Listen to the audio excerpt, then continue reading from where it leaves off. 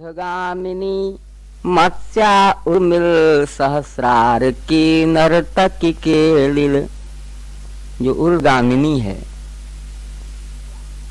मत्स्या है, ऊपर को चलने वाली जो मछली है, जो लहराती हुई चलती है,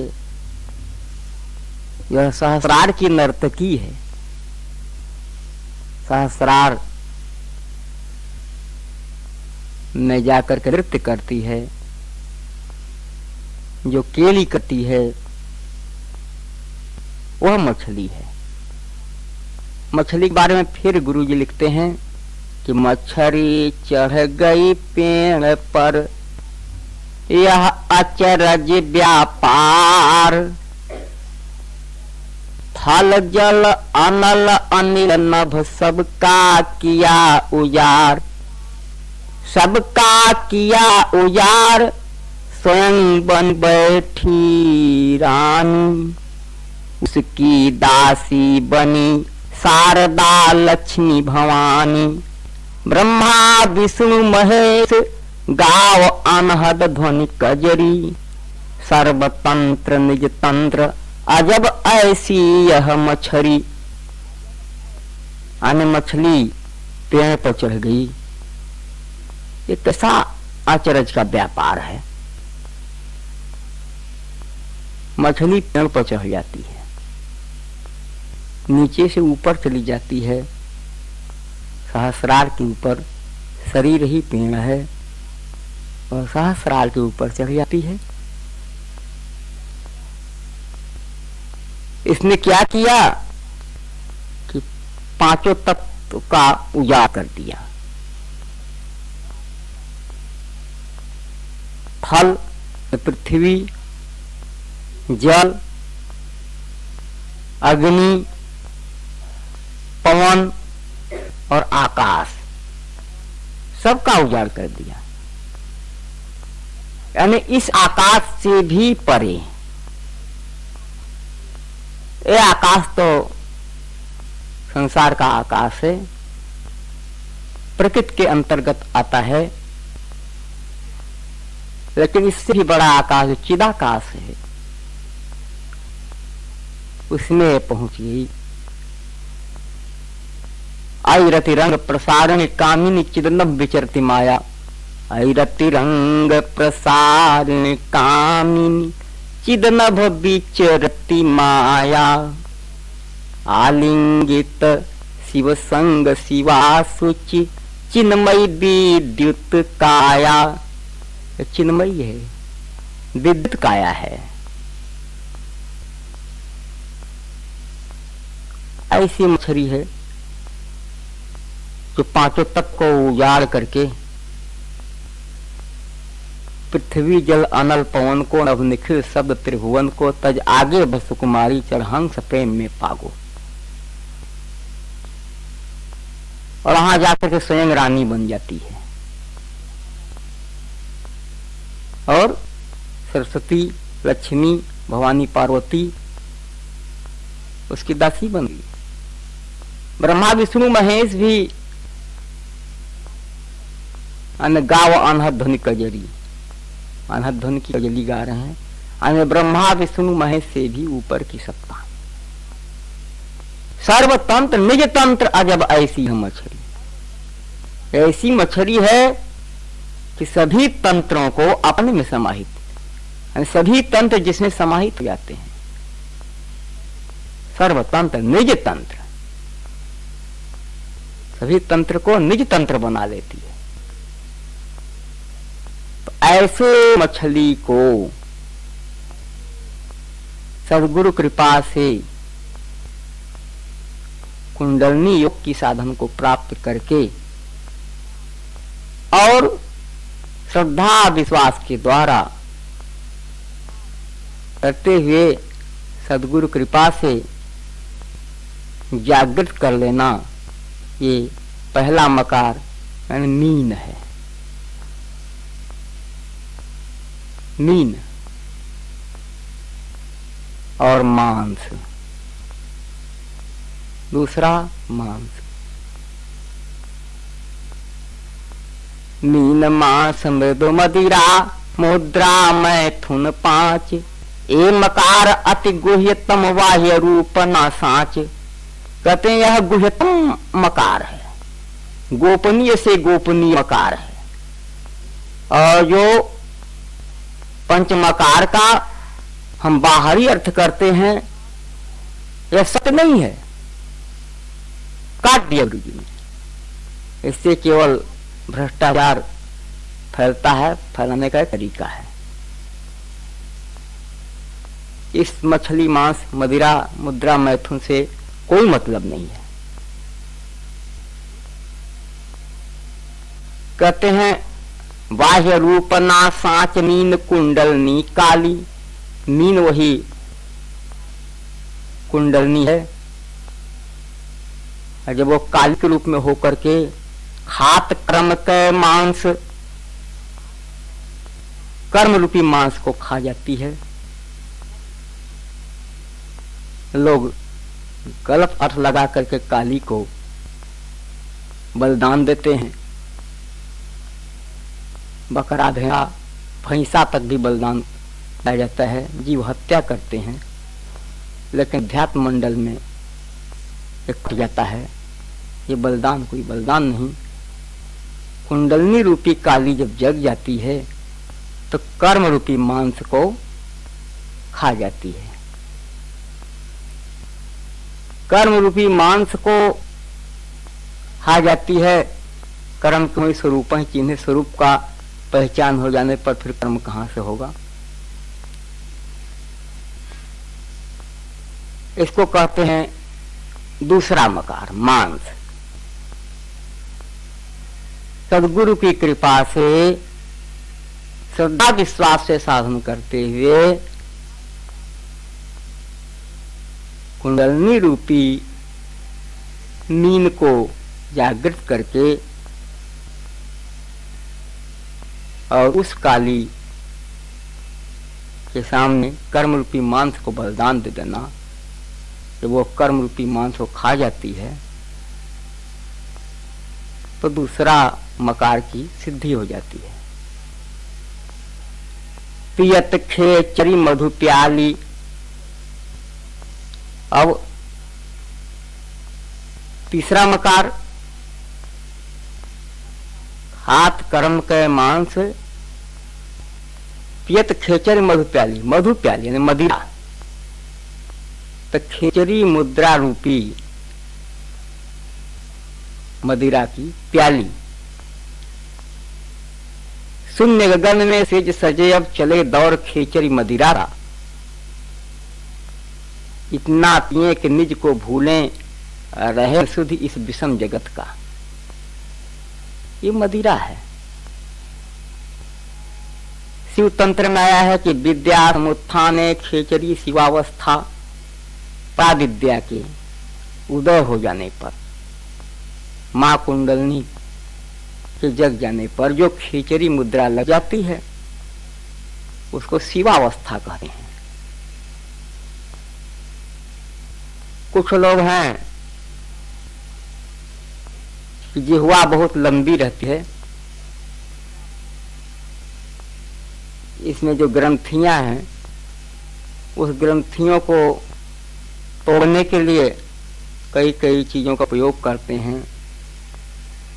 बालू के रेता से रगड़ना, क्या क्या करना कि जिह्वा लंबी हो जाए, और उसको तालू में लगाते हैं, ऊपर को ले जाते हैं। अरे गुरु जी कह रहे हैं यह सब जो है ठीक नहीं है। खेचरी मुद्रा स्वतः लगती है। वहां बिठाई जीव को सत्वर दृष्टा बन लख जगत बिना स्वर।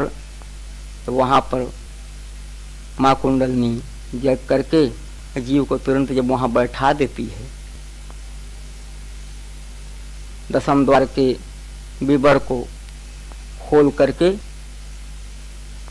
तो वह दृष्टा के रूप में विनश्वर संसार को देखने लगता है और वहां दृष्टा की स्थिति प्राप्त करता है। तो स्वतः बनत खेचरी जीभ उलटी बर टप टप टप कत अमीय अमर कर। तब जीभ उलट करके वो खेचरी बन जाती है स्वतः, और टप टप टप टप अमृत से टपता है।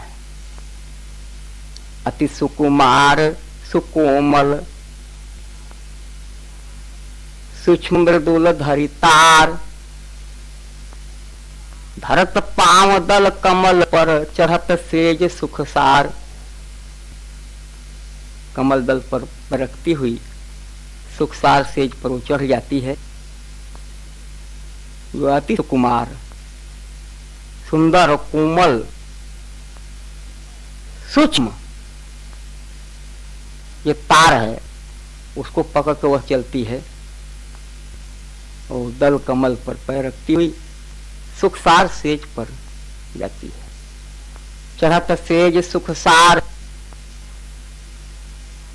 मृदुता ऐसी छाई, जूही कमल सित सरदस्मी लख जात लजाई।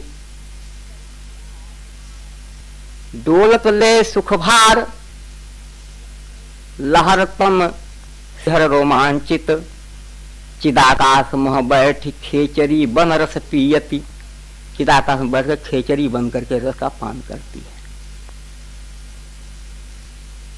यहाँ पर के कड़वा खट्टा दूध के समान शहद के समान अनेकानेक स्वाद मिलते हैं, वो अमृत पान करती है। तो जो खेचरी मुद्रा रूपी जो मधु प्याली है वो मदिरा है।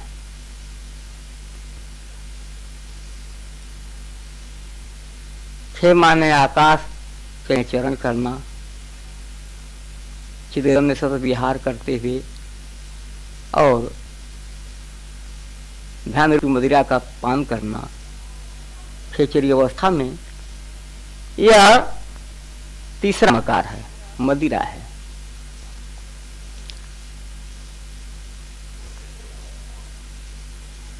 मीन है, मीन के जागरण से ये सब होता है, क्योंकि मीन चढ़ गई श्रृंग पर धर झरने की धार।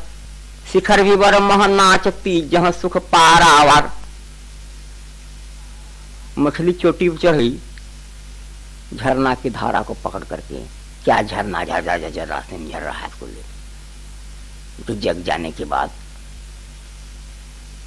आनंद अमीर रस झरता, आनंद रूपी अमृत रस झरता रहता है, सुषुम्ना को पकड़ के ऊपर चढ़ जाती है। शिखर भी बर मह नाचती जहाँ सुख पारावार। मछली के बारे में गुरु जी ने बहुत दिया। जहाँ सुख पारावार, उर्मिया मधुर गरजती, लहरें मधुर गर्जना करती हैं। चिदाकाश मह गहन बदरिया उम बरसती। बढ़ो ज्ञान को बाढ़, ज्ञान का बाढ़ बढ़ जाता है, वहां बाढ़ आ जाता है।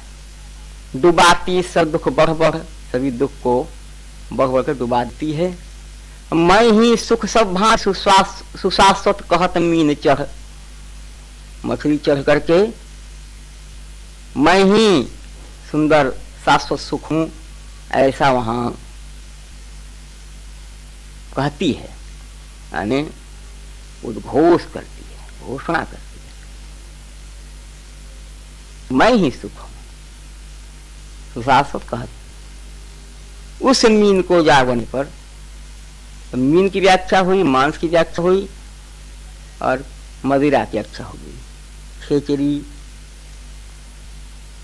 उसके जग जाने पर जो खेचरी लग जाती है, खेचरी मुद्रा रूपी मधु प्याली का पान करना ही ये मदिरा की सिद्धि हुई।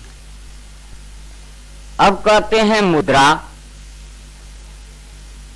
अश्विनी मुद्रा मूल लगा शिव शक्ति सुकामी। सहस्रारम क्रीड यही मैथुन सुचिबामी। अश्विनी मुद्रा, जैसे घोड़ी है, लोग शंका करने के बाद, पेशाब करने के बाद वो अपने योनि को सिकोड़ती, संकुचित करती है बार बार।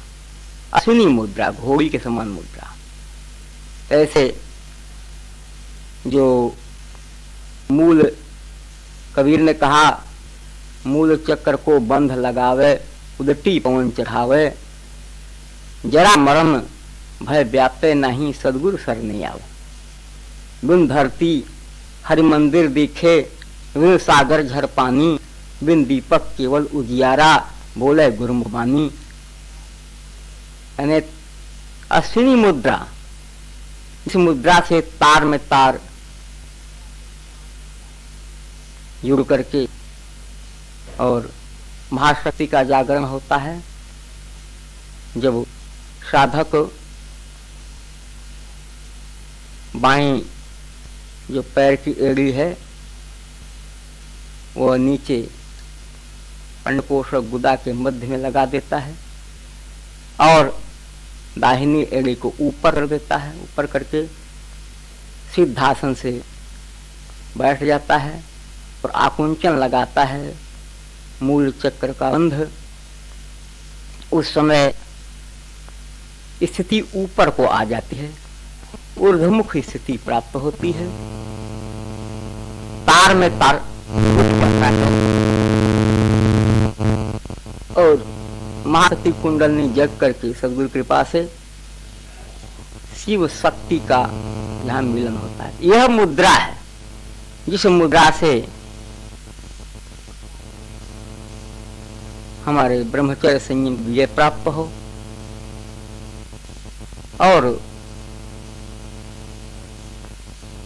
जिस मुद्रा से हमको ऊपर की स्थिति प्राप्त हो वो मुद्रा है अश्विनी मुद्रा। मूल लगा शिव शक्ति कामी, लगा करके। और मैथुन क्या है? शिव शक्ति की जो काम क्रीड़ा है। सहस्रार क्रीड़ा यही मैथुन शुचिबामी। तो सहस्रार में जो क्रीड़ा होती है, महाशक्ति जग करके शिव से मिल जाती है। मैंने कहा मैथुन जो पति पत्नी का मिलन, तो यह तो पवित्र नहीं है, यह पवित्र है। शरीर ऊपर से भले ही सुंदर लगे देखने में, लेकिन जो लोग कहते हैं कि स्त्री सुंदर है, स्त्री कहती है पुरुष सुंदर है, वास्तव में देखा जाए तो सच बात तो यह है कि सुंदर कोई नहीं है। उस आत्मा के नाते, परमात्मा के नाते ही सारी सुंदरता है। इसीलिए उसको कहा सत्यम शिवम सुंदरम। वह सत्य है, कल्याण करता है और सुंदर है, वो एक है। कोई कहता है स्त्री सुंदर है और लोग आकर्षित होते हैं, उसी में सुख मान लेते हैं। अगर वह सुंदर रहती तो मर जाने के बाद क्यों नहीं सुंदर रहती? मर जाने के बाद कुछ ही घड़ी के बाद शरीर का रूप बदलने लगता है। पुरुष भी सुंदर कोई मर जाता है, मर जाने के बाद शरीर का रूप बदलने लगता है। एक दिन दो दिन अगर बीत जाए तो दुर्गंध आ जाएगा।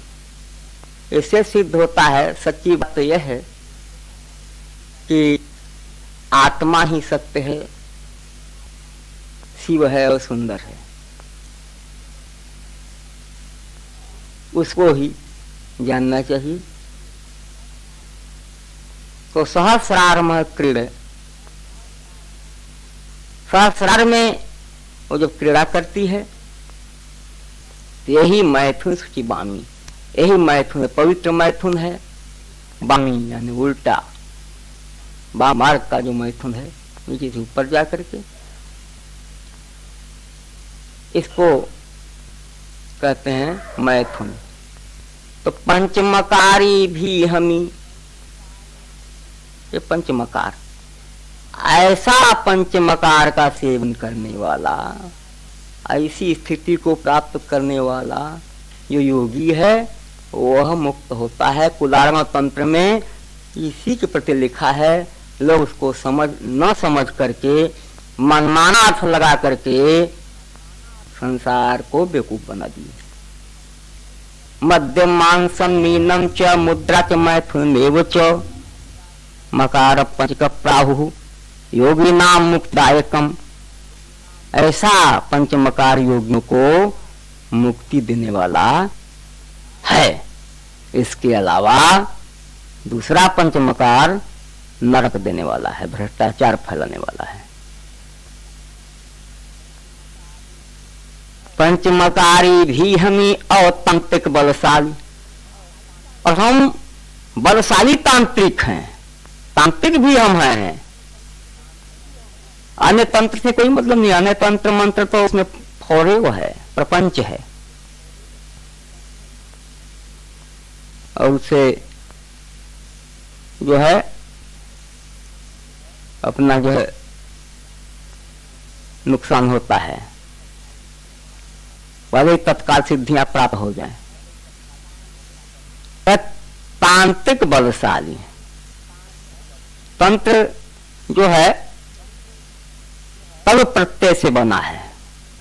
तन माने तानना, तन्यते विस्तारयते ज्ञानम अनेनेति तंत्र हो। जिस तंत्र ज्ञान का विस्तार हो,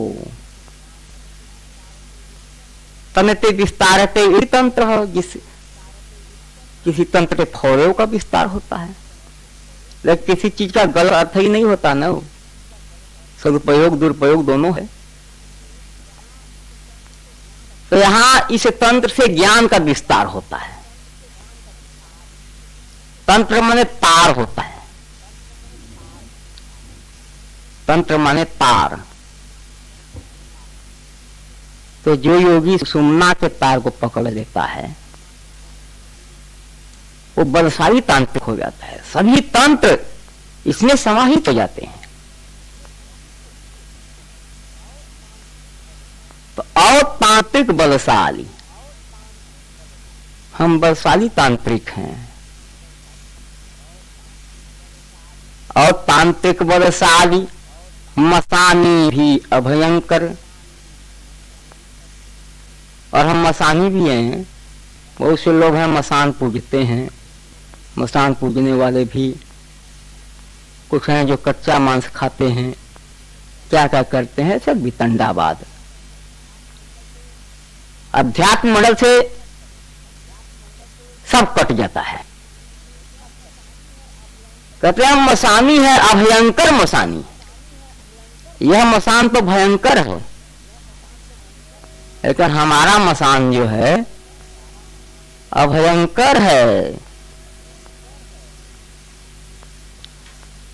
सुचि मसान अरु आनंद कामम कृति सदा शंभु संग पावन। पवित्र मसान है, वो आनंद वन है, जहां पर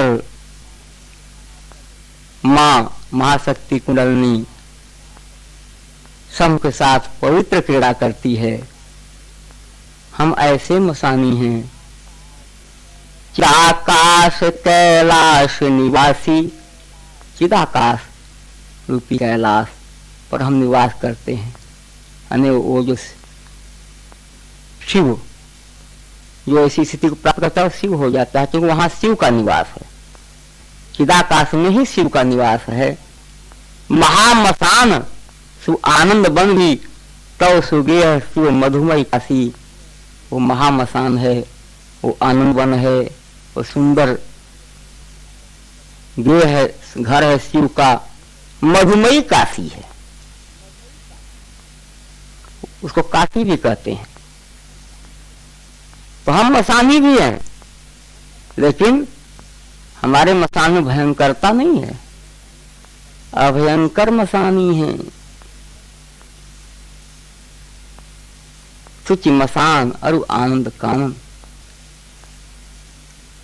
कहते मनोनिवृत्ति परमोपशांति सा तीर्थ वरजा मणिकर्णिका च ज्ञान प्रवाह विमलादि गंगा सा काशिका हम निबोध रूपा।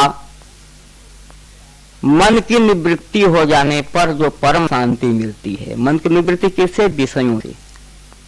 ध्यान निर्विषय मनो हो, मन का निर्विषय होना ही ध्यान है। तो जो परम शांति मिलती है वो क्या है? मणिकर्णिका तीर्थ है। सा तीर्थ वर्जा मणिकर्णिका जो। और ज्ञान का प्रवाह होना अंतर में, ब्रह्म ज्ञान का प्रवाह होना, ये क्या है? आदि गंगा है, असली आदि गंगा। और सा काशिका हम निज बोध रूपा, चिदाकाश में जाने पर अपने स्वरूप का बोध होता है, वही मुक्तदायिनी काशी है, और वही मरने से मुक्ति होती है। कह अति, कह हमें कौन, अच्छा मैं कौन हूं, इस स्थिति में इसका बोध होता है, वही काशी। गुरु जी लिखते हैं, यह मसान क्या से रहा, जहाँ जर स्थूल शरीर, कारण सूक्ष्म भी खाक हो, सो से वहु मति धीर। तू इस मसान का क्या सेवन करता है, जहाँ केवल स्थूल शरीर ही जलता है। इस मसान में केवल स्थूल शरीर जलता है, कारण और सूक्ष्म शरीर नहीं जलते, वही हमारे आवागमन का कारण बनते हैं। जीव निकलता सूक्ष्म शरीर में होता है और कारण शरीर से नीचे जन्म लेता है। कारण सूक्ष्म भी खाक हो, सो से वहु मति धीर। तो कारण और सूक्ष्म भी खाक हो जाएं, ऐ मत धीर, ऐसे मसान का सेवन कर। इस मसान की अग्नि तो दाहक है, गर्म है, जलाने वाली है, तो उस मसान की अग्नि शीतल है। सो से वहु मत धीर, जहां शीतल जर अगिया, यहाँ शीतल अग्नि जलती है। शीतल अग्नि जरेला हो रामा ब्रह्म विवर में, शीतल अग्नि, शीतल पावक जरत है, होत कर्म सब छार, ये सख प्रियतम नगर में सदा बसंत बहार। ऐसा मसान है। तीनों तन मन जरे और जर सुंदर बढ़िया, तीनों शरीर जल जाता है, मन जल जाता है, सुंदर बाग जो है, सब अनुभूतियां तक जो है सब जब समाप्त होती है, माया मोह समाप्त हो जाता है, जिसमें हमको सुंदरता का अनुभव होता है, वो बाग नष्ट हो जाते हैं, भ्रम समाप्त हो जाता है। तो हो विशुद्ध निज रूप लखो कितना शाश्वत सह, तो जीव का विशुद्ध रूप जब हम विशुद्ध हो जाते हैं, तो निज रूप का स्वरूप स्थिति, स्व माने अपने रूप मन, रूप में स्थिति में ठहराव होता है। कितना शाश्वत है, कितना साथ में रहने वाला है, सहयोगी है। वह जितना साथ में रहता है उतना साथ में कोई नहीं रहता। आप रुपया कमाते हैं, सोचें रुपया हमारे साथ रहे तो आपका काम रुक जाएगा, ऐसा हो ही नहीं सकता। उसका जाना खर्च होना स्वभाव है। आपने बहुत बढ़िया विवाह किया, सोचे कि धर्म पत्नी हमारे पास ही रहे, ऐसा हो नहीं सकता।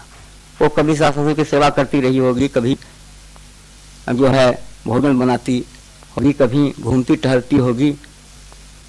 यानी संसार कोई पदार्थ आपके साथ ही रहता, लेकिन वह कहीं एक क्षण के लिए साथ छोड़ दे, वो ऐसा है कि सह हमेशा साथ में, एक क्षण के लिए भी आपका साथ नहीं छोड़ता। ब्रह्म जीव इव सहज स्नेह, वो आपका स्वरूप है। और जो सब छोड़ देते हैं वे आपके स्वरूप नहीं है। भले ही आप कम बस स्त्री को अपना स्वरूप माने, स्त्री को ही सब कुछ माने, और लोभ में धन को सब कुछ मान लें, सब कुछ मान लें, लेकिन स्वरूप नहीं है। शरीर से लेकर के जितना भी भौतिक पदार्थ है वो स्वरूप नहीं है, अपना रूप नहीं है। इसलिए थोड़ा देर के लिए ठहराव होगा, फिर ठहराव होने के बाद फिर मन दूसरा।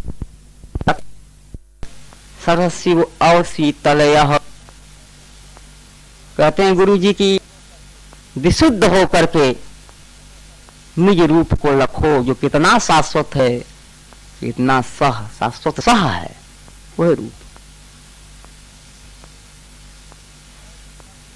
और तो पर रूप है, उन सबों की व्याख्या हो गई। अब विशुद्ध, जब हम विशुद्ध होंगे तो उस रूप की स्थिति मिलेगी, निज रूप की। निर्मल मन जन सो मोहि पावा, मोहि कपट छल छिद्र न भावा। जो निर्मल मन का होता है वो मुझको प्राप्त करता है। हमको कपट छल छिद्र अच्छे नहीं लगते। उस स्थिति में पहुंचना है। भगवान राम सबरी कहते हैं कि मम दर्शन फल परम अनुपा।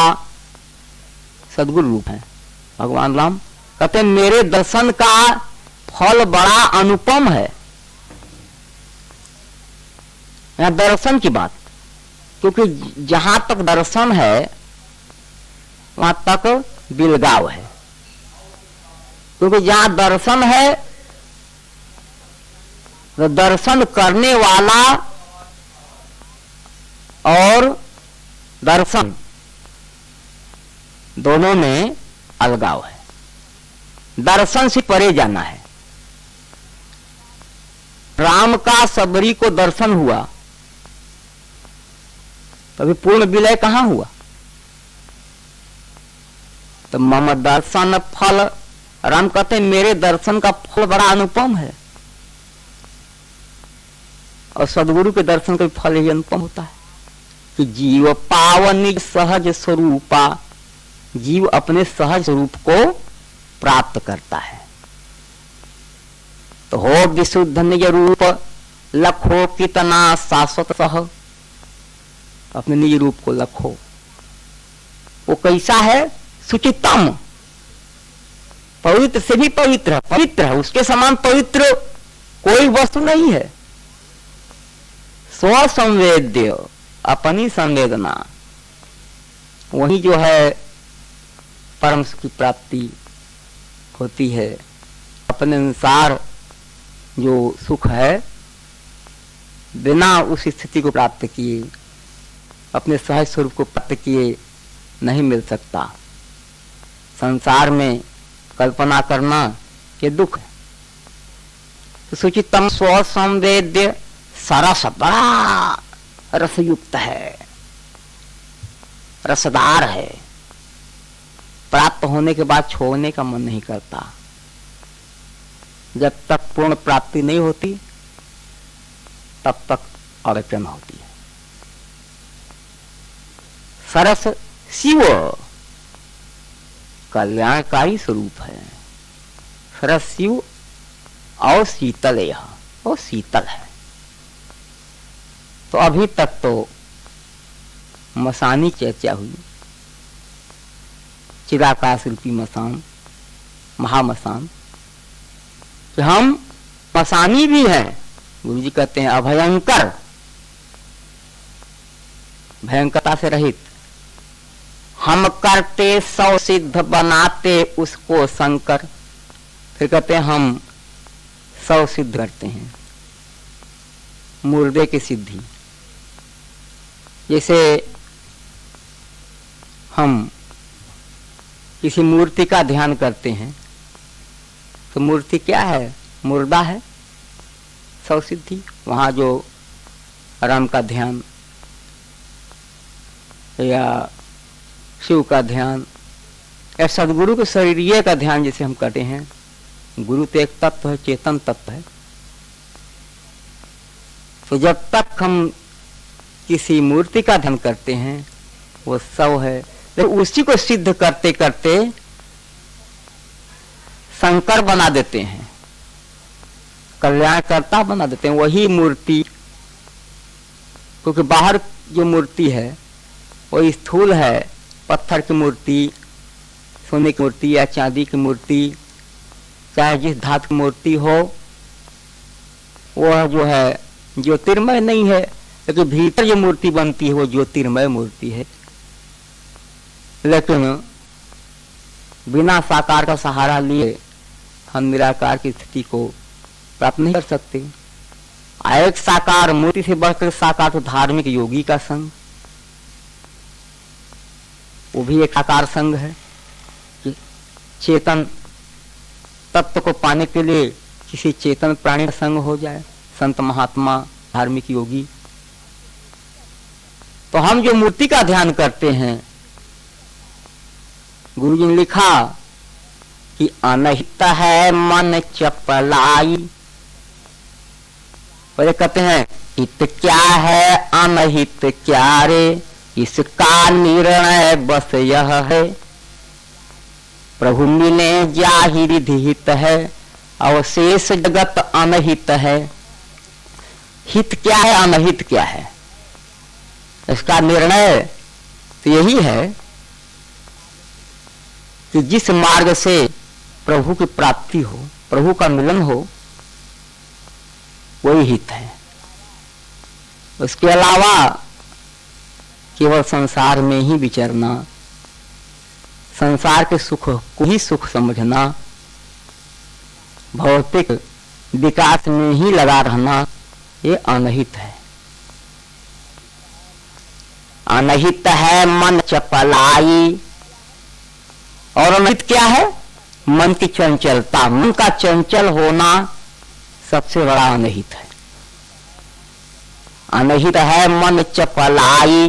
तो इसको किससे बांधा जाए?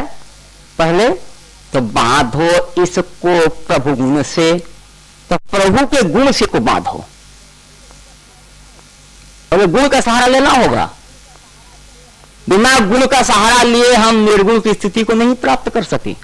भले ही लोग बोला करें कि हम निर्गुण उपासक हैं, निर्गुण की उपासना नहीं होती। निर्गुण तो एक पहुंचे हुए संत की पाई हुई गुणातीत स्थिति है, जो गुणों से परे हो जाता साधन करते करते। पहले गुण का सहारा लेना होगा। तो प्रभु के गुणानुवाद से पहले मन की चंचलता को बांधो। पहले आप छत पर नहीं चढ़ सकते।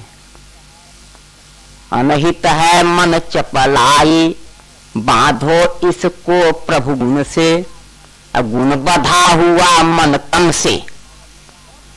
गुण से बधा हुआ मन क्रम से मिल जाता उस निर्गुण से, उस निर्गुण से मिल जाता है।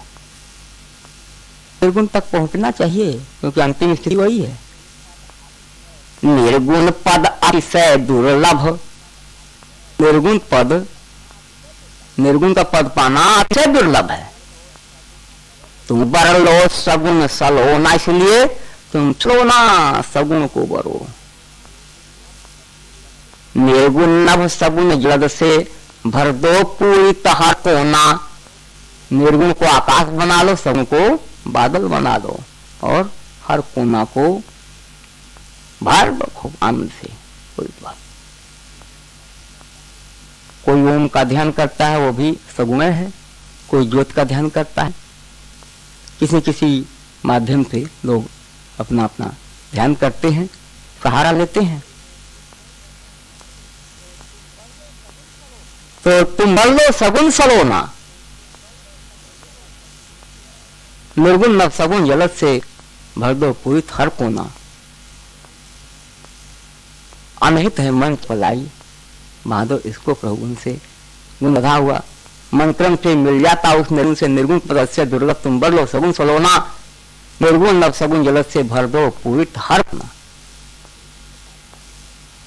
तो ईट का ध्यान करना, अंतर में हम 100 सिद्ध करते हैं। 100 सिद्ध करके और हम कल्याणकारी बना देते हैं। उसी ज्योतिर्मय मूर्ति का ध्यान करते करते वही मूर्ति कल्याणकारी बन जाता है। अंतर में मार्गदर्शन करने लगता है। तो हम करते 100 सिद्ध, और बाहर जो मुर्दे की सिद्धि है वो तो उनका अपना एक विचार है, मार्ग है, उससे कोई लेना देना नहीं है। हम करते 100 सिद्ध, बनाते उसको शंकर, तो 100 सिद्धि हो गई। पर नारी सोनेह करत रखते संग हरदम। यहाँ जो पर नारी से नेह तो बताते हैं अनेक अनेक, जो पांचों कार मैथुन को लेकर के तमाम तरीके का वो इसको पाप माना गया है, उसको भी वे स्वीकार करते हैं। ऐसा नहीं, पर नारी, हम भी पराई नारी से नेह करते हैं, पर में परा नारी जो है, पर नारी सो नेह। यहाँ पर नारी नेह क्या है कि जो हम महाशक्ति कुंडलनी के साथ चलते हैं, सिर पर राख की ज्योतिमयी को आपन रूप निहर, जो ज्योतिमयी को सिर पर धारण करके उससे नेह करके अपने रूप को का हम दर्शन करते हैं। तो पर नारी सोनेह करत रखते संग हरदम, उसको हम हरदम साथ में रखते हैं। यह सब करते हुए मुक्ति भी पाते हैं हम, ये सब करते हुए भी हम मुक्ति को प्राप्त करते हैं। इसमें 8 प्रश्न का उत्तर है।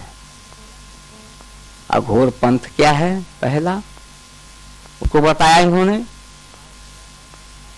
वाम मार्ग क्या है उसको बताया। कपाल पूजन क्या है, कपाल की स्थिति, कपाल बैठ कर पूजन करना, उसको बताया। पंचमकार के बारे में बताया। चौथा, तांत्रिक कौन है, बलशाली तांत्रिक, उसके बारे में बताया। पांचवा, अभयंकर मसानी कौन, छठवां वो बताया। 100 सिद्धि बताया 7वें में, और 8वें में पर नारी नेह बताया। ऐसा करते हुए हम मुक्ति को प्राप्त करते हैं। जो कोई ऐसे अर्थ को मान लेता है, ऐसे अर्थ में आ जाता है, यहां शंका का समाधान हो जाता है। इसकी विपरीत अर्थ करके जो लोग जनता को मनवाते हैं जबरदस्ती, वो जबरदस्ती मनवाने का एक तरीका है। असली अर्थ यही है, और यह शास्त्र सम्मत भी है। ऐसा नहीं कि अपने तरफ से जोड़ा गया है।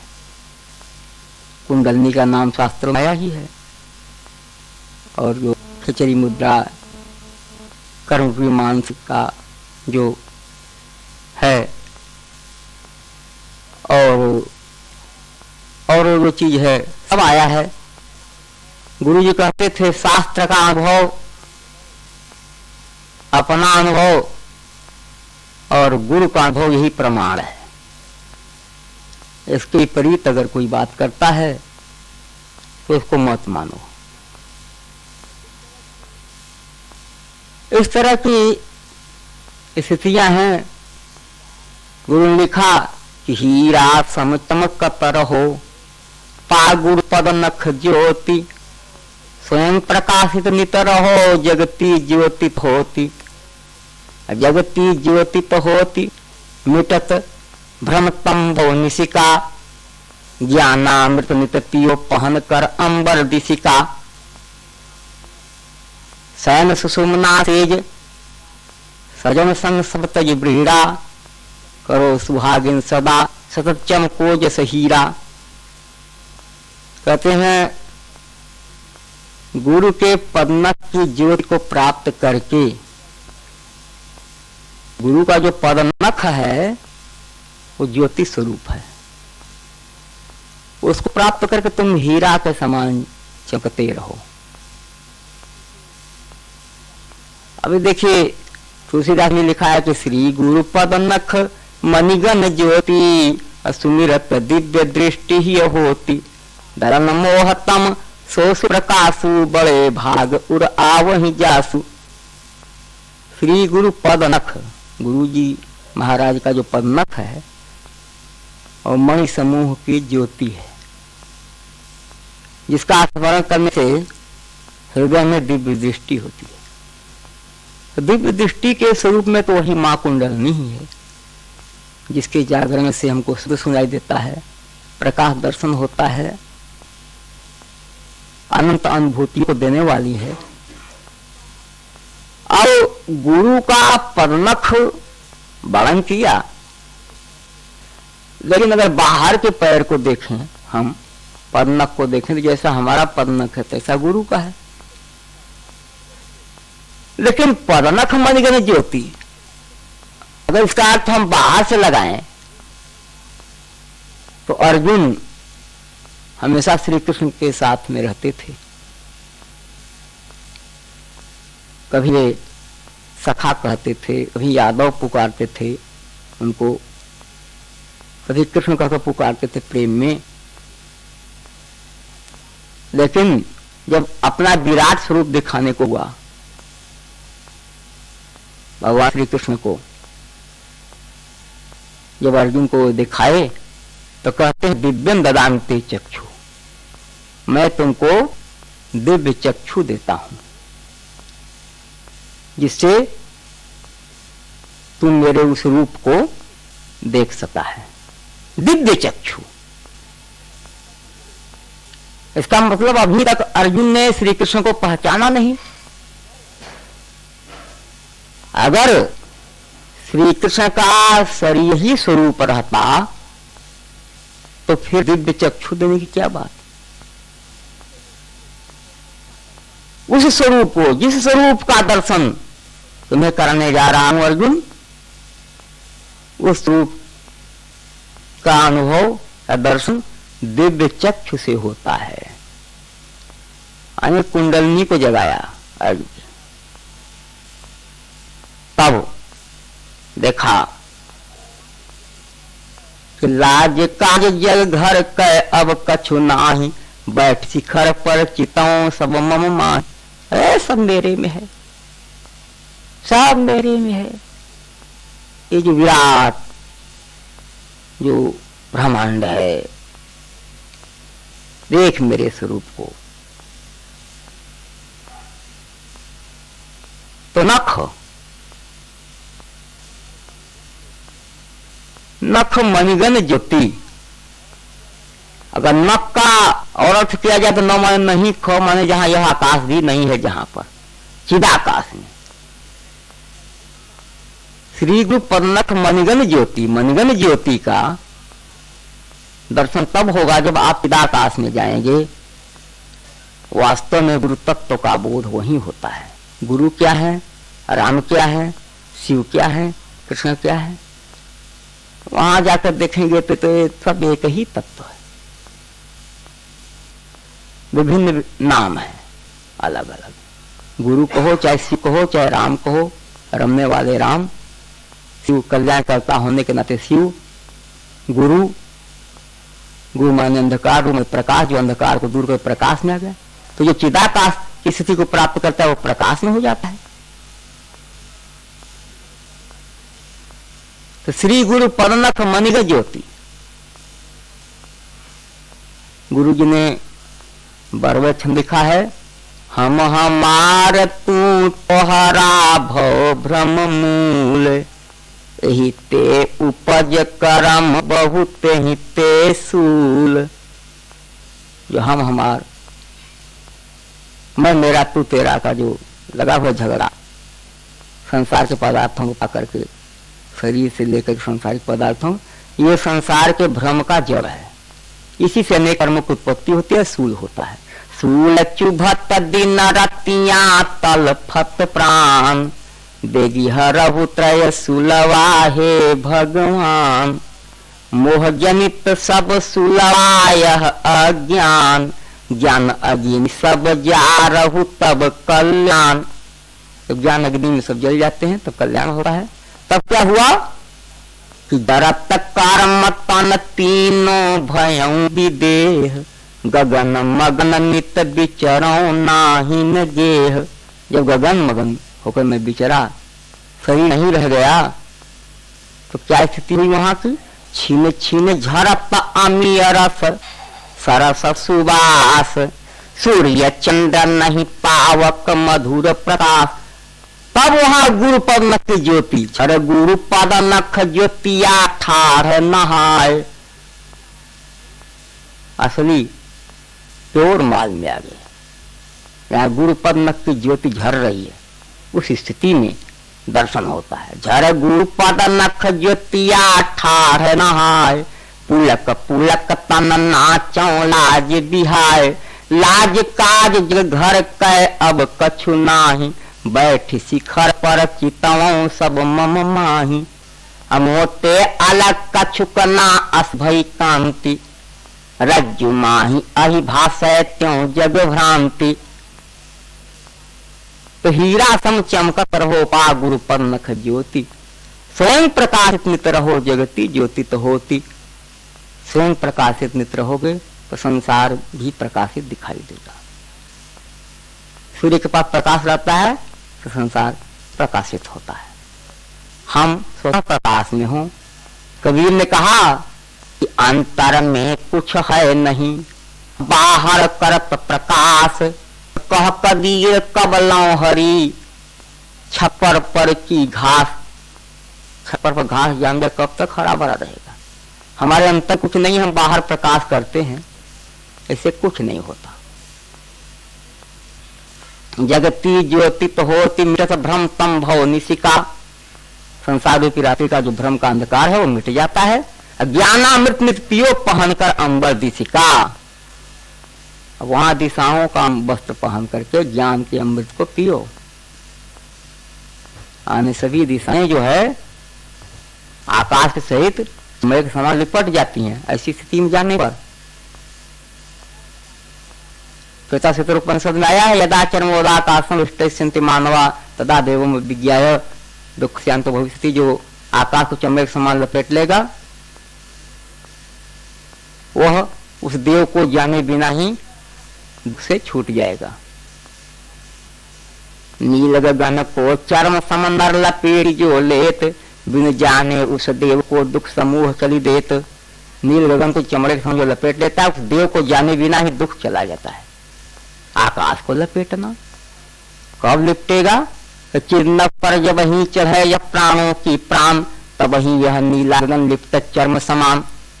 जब चिदाकाश में प्राणों की प्राण कुंडलनी लिपट जाती है तो उस स्थिति में अनुभव आपको होगा कि नीला गगन चमड़े के समान लिपट गया है। वो चिदाकाश जो है महाकाश को चमड़े के समान लपेट देता है। चिदाकाश को जाने पर ऐसा अनुभव होता है। उसी को श्वेता श्वेतरूपनिषद में ऋषि ने लिखा, यदा चर्मोदाकाशम वेष्टिष्यन्ति मानवा तदा देवं विज्ञाय दुख शांतो भविष्यति। लोगों ने ठीक ढंग से अर्थ नहीं किया। तो पहन कर अंबर दिशिका, सैन सुषुम्ना सेज सजन संग सब तज ब्रीड़ा। सुषुम्ना के सेज पर शयन करो ऐ सुहागिन, सजन के साथ भी लज्जा को त्याग करके करो सुहागिन सदा सतत चमको जैसे हीरा। सदैव शयन करो और ऐसा चमको से हीरा चमकता है, हीरे के समान। तो यह असली चमक है। इस चमक में आना चाहिए। मनुष्य का शरीर बड़े भाग्य से मिला है। बड़े भाग मनुष्य तन पावा, सुर दुर्लभ सब ग्रंथ निगावा। साधन धाम मोक्ष कर द्वारा, पाई न जही परलोक संवारा। बड़े भाग्य से मनुष्य का शरीर मिला है, देवताओं को दुर्लभ है, ऐसे सभी ग्रंथों ने गान किया है। ये साधन धाम है, यह मोक्ष का द्वार है। इसको प्राप्त करके जिसने परलोक को नहीं संवारा तो सो परत दुख पावे, से धुन धुन पछताए। काल ही कर्म ईश्वर ही मिथ्या दोष लगाए। वो परलोक में दुख पाता है, से धुन को पछताता है। काल को दोष लगाए, कभी कभी कर्म को दोष लगाए, कभी ईश्वर को दोष लगाएगा। ईश्वर से भी चाहता है कि हमारे अनुसार ही ईश्वर काम करे, भले ही उसका कार्य अनुसार न हो। लोग ईश्वर को भी गाली देते हैं, दोष लगाते हैं, क्योंकि मनुष्य का शरीर जिस लिए मिला है वह कार्य तो किया नहीं। संसार में ही सुख चाहा, तो जब दुख मिला तो परमात्मा गाली दिया। अरे परमात्मा जिस लिए मनुष्य शरीर बनाया है, गुरु जी कहते हैं मूल परिचय क्या है? परिचय जानना स्वयं को। मूल परिचय है कि हम स्वयं को जानें। अब परिणय है प्रीति निभाना। प्रणय क्या है कि प्रीति का निर्वाह करना। जैसे कन्या का विवाह होता है, वर वधू का विवाह, तो वहां पर प्रीति का निर्वाह करने का संकल्प होता है, एक प्रणय। उसी प्रकार से जीवात्मा अपने स्वयं को जान करके, परिचय पा करके और प्रीति का निर्वाह करे, प्रणय। अब विच्छेद जगत गत होना। विच्छेद क्या है कि जगत से अलग हो जाना, अलग स्थिति को प्राप्त करना। अब शुचि मिलन एक हो जाना। और पवित्र मिलन क्या है कि उस परमात्मा को, अपने स्वरूप को जान करके हम एक हो जाएं। यह पवित्र मिलन है। और ऐसी स्थिति की प्राप्ति करना मनुष्य के शरीर का परम लक्ष्य है। तो यह सब सदगुरु के द्वारा जो वर्णित मार्ग है, क्योंकि पहले तो सदगुरु चरण में प्रेम होना चाहिए। इस असार संसार मह सार वस्तु है एक। श्रद्धा युत प्रेम रत गुरु पदज मह टेक। गुरु पदज मह टेक निगम आगम यही गायो। जो कुछ भी है श्रेय जगत सदगुरु से पायो। सदगुरु महिमा कहत शेष शारदा लजाई। निज बाणी सुचि हेतु मंदमति मैं कछुआई। अपने बाणी को पवित्र करने के लिए मंद बुद्धि मैंने कुछ गान किया। और यह बहुत व्याख्या की चीज नहीं है।